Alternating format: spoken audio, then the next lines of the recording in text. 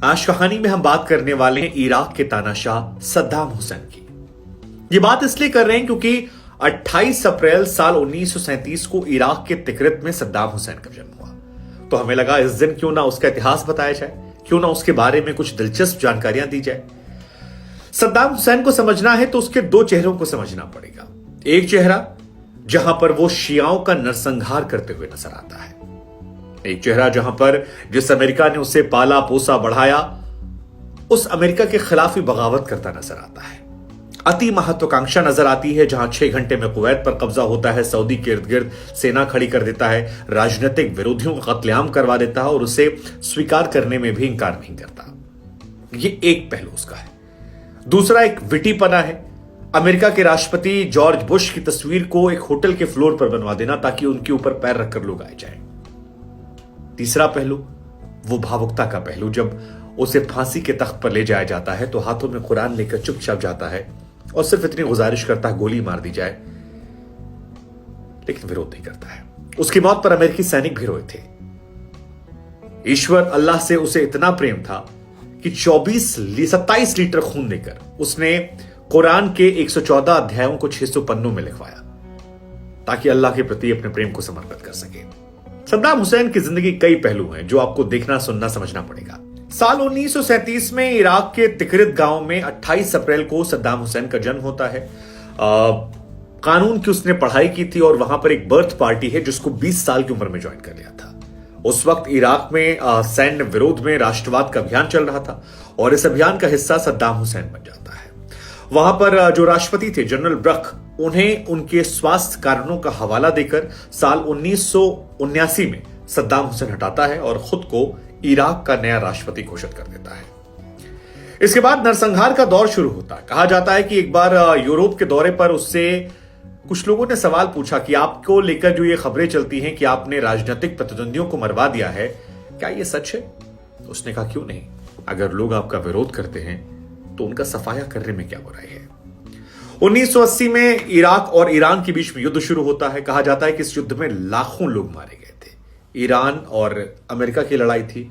America का support Iraq को मिलता था और इराक लगातार अपने आप को मजबूत कर रहा था।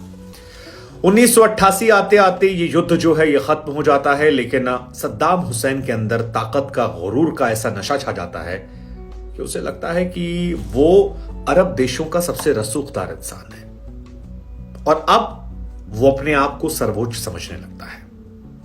सद्दाम हुसैन की महत्वाकांक्षा ईरान से आगे बढ़कर कुवैत की तरफ चली जाती है। 80 के दशक की शुरुआत में सद्दाम हुसैन को अमेरिका का बड़ा साथ मिलता था।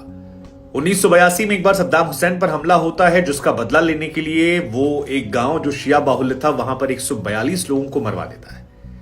मानवाधिकार संगठन एक्टिव होते उससे पहले सद्दाम हुसैन को अमेरिका का साथ मिल जाता है और वो बच जाता है। सद्दाम हुसैन के शासनकाल में 80 के दशक में कई नरसंहार होते, हजारों लोगों की मौत होती है, लेकिन सद्दाम हुसैन ताकतवर बना रहता है। 88 में युद्ध ईरान से खत्म होता है, लेकिन सद्दाम हुसैन फाइनेंशियली काफी वीक हो जाता है और उसे लगता है कि अब कुछ करना चाहिए और तेल की कीमतों को बढ़ाने की जरूरत उसे महसूस होती है। वो तेल की कीमतों को बढ़ा देता है, लेकिन कुवैत तेल की कीमतों को नहीं बढ़ाता, वो कम रखता है और सद्दाम हुसैन को यहां बहाना मिल जाता है कुवैत पर हमला करने का। कहा जाता है कि अमेरिका के मना करने के बावजूद सद्दाम हुसैन ने कुवैत पर हमला किया और केवल 6 घंटे में कुवैत पर कब्जा कर लिया। 80 के दशक में ईरान से युद्ध के दौरान उसने अपने आप को एक बड़ी शक्ति के तौर पर बना लिया था। दूर रेंज की मिसाइलें हों, आधुनिक हथियार हों, सद्दाम हुसैन ने हर वो चीज अपनी फौज में डाली जो उसके देश को मजबूत बनाती हो और उसके अंदर कब्जा करने की महत्वाकांक्षा बढ़ती गई। अमेरिका ने तब भी कहा था कि कुवैत पर जो हमला किया है उसे वापस ले लो, कुवैत को आजाद कर दो, लेकिन कुवैत को इराक ने तब अपना 19वां प्रांत घोषित कर दिया और सऊदी की तरफ वो नजर बढ़ा दी। सद्दाम हुसैन ने इसके बाद अपनी फौज जो है वो सऊदी अरब की तरफ लगा दी, सऊदी अरब को घेरने की कोशिश की। कुवैत उसका 19वां प्रांत बन चुका था इराक का, लेकिन अमेरिका को लगा कि जिस शख्स को हमने बढ़ाया अब उसकी महत्वाकांक्षाएं आगे बढ़ गई हैं।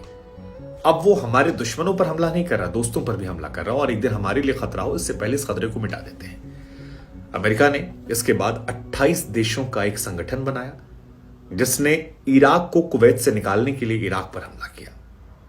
इराक के हजारों सैनिक इराक के तमाम तेल के कुएं जो थे उन्हें आग के हवाले कर दिया गया। सद्दाम हुसैन को मजबूर किया गया कि सद्दाम हुसैन कुवैत से वापस आए, सऊदी के जो बॉर्डर पर अपनी सेना लगाई थी उससे पीछे लेकर आए और अपनी हद अपनी हैसियत में रहना शुरू कर दे।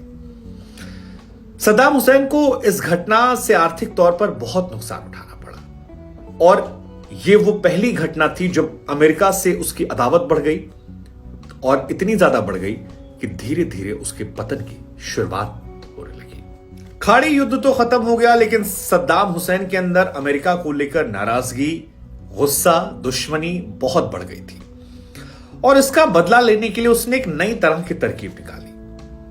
साल 1992-93 में उसने एक होटल बनवाया, अल रशीद 5 सितारा होटल, और इस होटल का जो एंट्रेंस था वहां पर सीनियर जॉर्ज बुश जो थे उनकी तस्वीर को टाइल्स में उकेर दिया।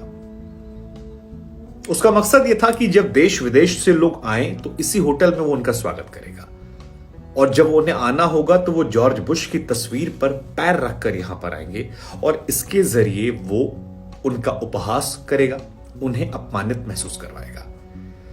दरअसल अरब की संस्कृति में किसी व्यक्ति पर जूते रखना अपमानित के तौर पर देखा जाता है और यहां पर उसने लिखवाया भी था, बुश इज क्रिमिनल। काफी चर्चा में रही थी ये तस्वीर, जब लोग आते थे मानवाधिकार वाले या यूएनओ वाले तो काफी कुछ रहता था।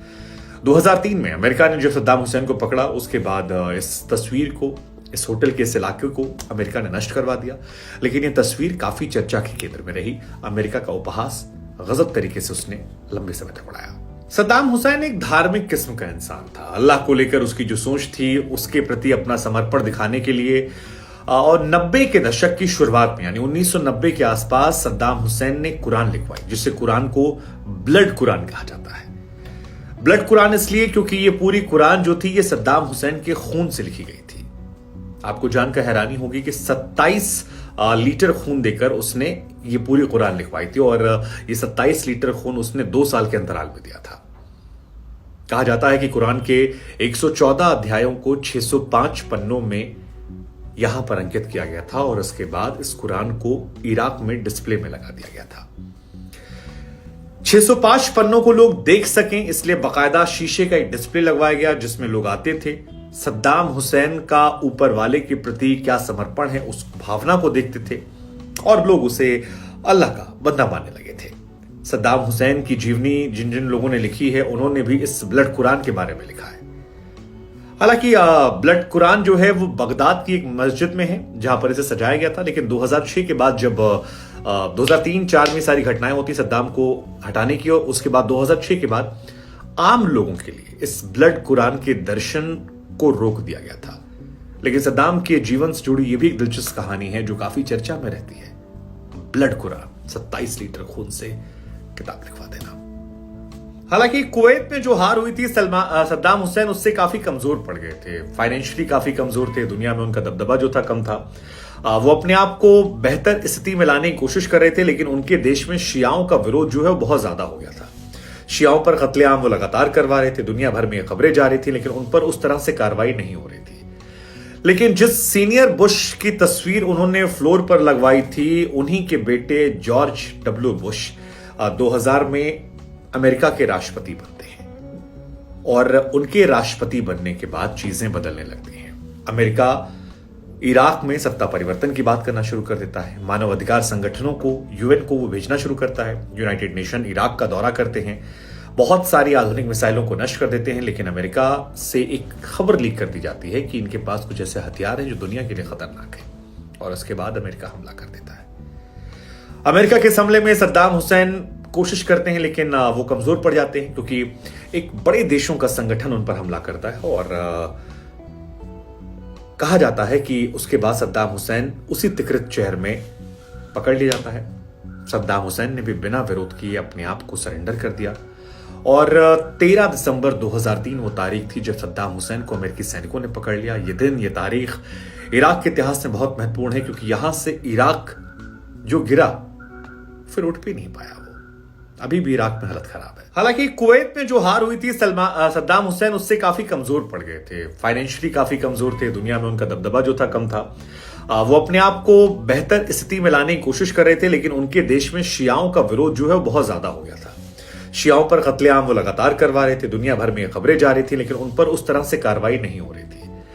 लेकिन जिस सीनियर बुश की तस्वीर उन्होंने फ्लोर पर लगवाई थी, उन्हीं के बेटे जॉर्ज डब्ल्यू बुश 2000 में अमेरिका के राष्ट्रपति बनते हैं और उनके राष्ट्रपति बनने के बाद चीजें बदलने लगती हैं। अमेरिका इराक में सत्ता परिवर्तन की बात करना शुरू कर देता है, मानव अधिकार संगठनों को, यूएन को वो भेजना शुरू करता है, यूनाइटेड नेशन इराक का दौरा करते हैं, बहुत सारी आधुनिक मिसाइलों को नष्ट कर देते हैं। लेकिन अमेरिका से एक खबर लीक कर दी जाती है कि इनके पास कुछ ऐसे हथियार हैं जो दुनिया के लिए खतरनाक हैं, और उसके बाद अमेरिका हमला कर देता है। अमेरिका के हमले में सद्दाम हुसैन कोशिश करते हैं, लेकिन वो कमजोर पड़ जाते हैं क्योंकि एक बड़े देशों का संगठन उन पर हमला करता है। और कहा जाता है कि उसके बाद सद्दाम हुसैन उसी तिकरित शहर में पकड़ लिया जाता है। सद्दाम हुसैन ने भी बिना विरोध किए अपने आप को सरेंडर कर दिया। और 13 दिसंबर 2003 वो तारीख थी जब सद्दाम हुसैन को अमेरिकी सैनिकों ने पकड़ लिया। ये दिन, ये तारीख इराक के इतिहास में बहुत महत्वपूर्ण है, क्योंकि यहां से इराक जो गिरा फिर उठ भी नहीं पाया। वो अभी भी इराक में हालत खराब है। 9 अप्रैल 2003 को सद्दाम हुसैन की सरकार गिरी थी। 13 दिसंबर 2003 को सद्दाम हुसैन को पकड़ा गया था, और उसके बाद 5 नवंबर 2006 को सद्दाम हुसैन पर मुकदमा चलने के बाद सद्दाम हुसैन को फांसी की सजा सुनाई गई। सद्दाम हुसैन को ऊपरी अदालत में अपील करने का मौका भी नहीं दिया गया। अमेरिका ने कब्जा किया तो लाजिम बात है कि सद्दाम हुसैन को वो वहां की प्रक्रिया के तहत जेल में डालना चाहते थे, फिर फांसी पर लटका चाहते थे। सद्दाम हुसैन पर शियाओं के कत्लेआम को लेकर मुकदमा चलाया गया था, फांसी की सजा दी गई। सद्दाम हुसैन ने हालांकि मांग की थी कि सद्दाम को फांसी पे ना चढ़ाया जाए, उसे गोली मार दी जाए, क्योंकि उसका रिश्ता जो है वो फौज से है। उसने कई बार ये अपील की, लेकिन उस अपील को खारिज कर दिया गया। सद्दाम हुसैन के साथ सेल में 12 फौजी रहते थे, अमेरिकी स्पेशल ट्रेन, जिन्हें स्पेशल 12 कहा गया। और सद्दाम ने वहां भी कहा कि वो एक मिलिट्री कमांडर है, अगर उसे फांसी की जगह गोली मार देंगे तो वो ज्यादा खुश होगा। लेकिन कहते हैं कि 30 दिसंबर 2006 वो तारीख जब सुबह सुबह 3 बजे सद्दाम हुसैन को जगाया गया। सद्दाम से कहा गया कि उठिए, आपको फांसी की सजा दी जाने वाली है। कहते हैं सद्दाम हुसैन ने कोई विरोध नहीं किया, उसने उठा, अपनी कुरान को उठाया, एक बार नमाज पढ़ी और उसके बाद चुपचाप चलने लगा। चेहरे पे कोई भाव नहीं, कोई शिकन नहीं, शायद वो भी जानता था कि वो मार दिया जाएगा। एक कलाई में घड़ी थी, रेमंड व्हील, वो उसने वहां पर एक अधिकारी थे उसको दे दी। अधिकारी ने मना किया, लेकिन सद्दाम ने कहा कि मैं चाहता हूं इसे तुम रख लो, रखो, अच्छा लगेगा।